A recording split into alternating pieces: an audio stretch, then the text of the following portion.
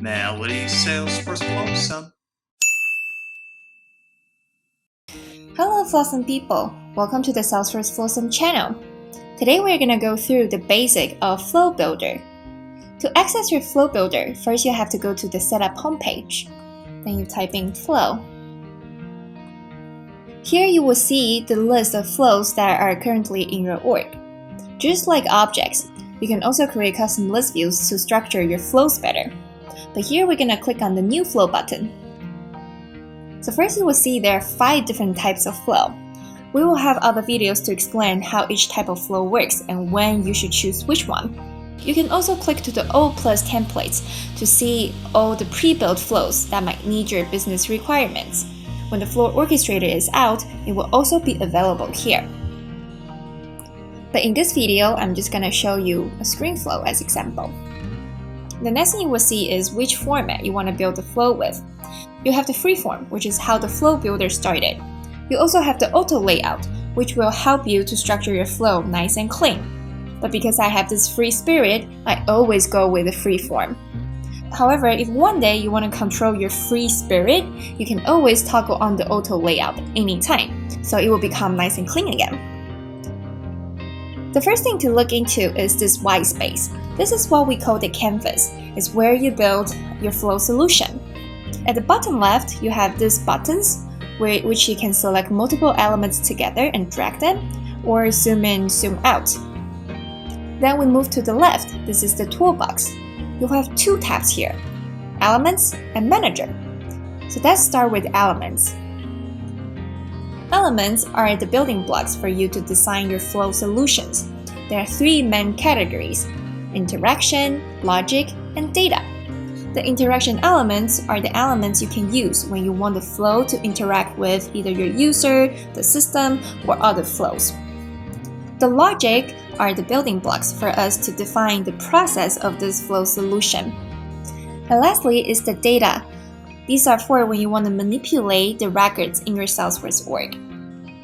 We will of course have other videos to explain each single element, what they do, and when you should use them. Then we go to the Manager tab. Here is where you can manage all the resources of your flow. So if we click on the new resource, you can see there are many different types of the resource you can create. The most confusing one is variable. So we will of course have a video to explain what a variable is and what it can do. But other resources are very straightforward. For example, you have the constant, which means that you want to have a value that's the same throughout the whole flow. And you can also have the formula, which is very similar to the formula fields for each object, but this formula only applies in this flow.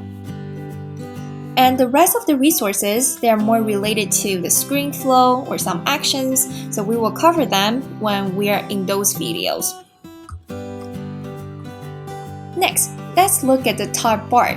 This is where you can control all the settings of this flow. To illustrate better, I will add an element and then put a display text.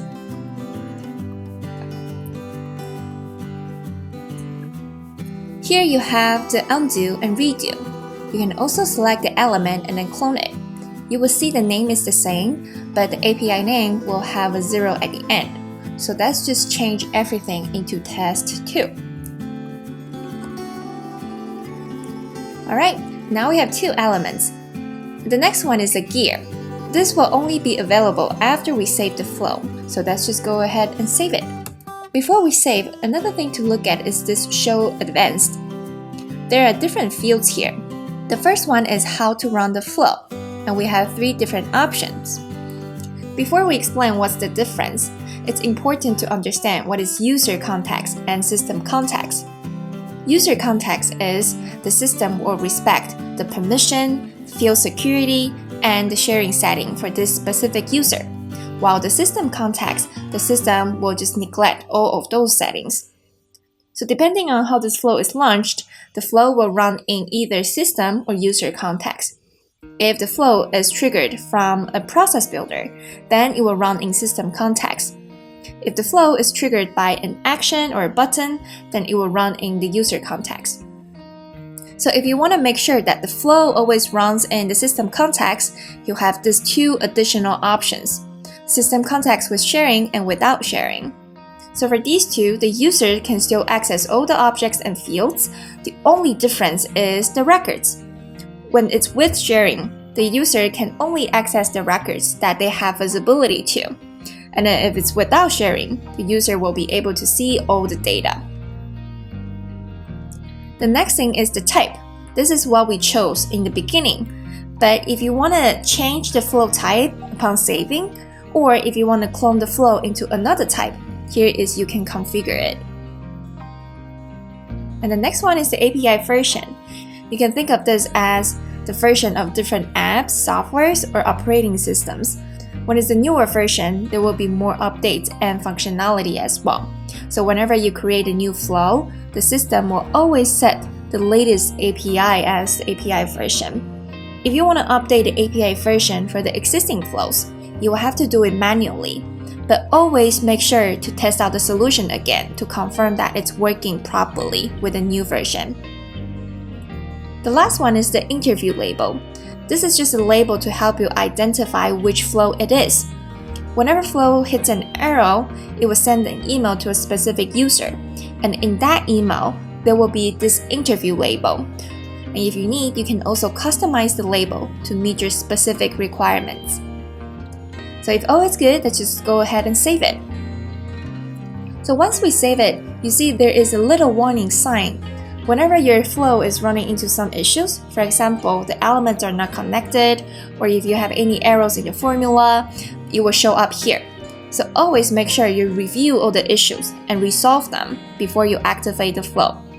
So here it is telling me that, hey, your elements are not connected. So here I will just go ahead and connect them and then try to save again. And then you will see the warning signs disappeared. Alright, so after we save the flow, the gear becomes available. This is basically the same thing as we saw. Run, debug, activate, and save as also become available. So let's just first look at run and debug. These two are very similar. The only difference is on the debug details. So let me show you by clicking into the debug mode.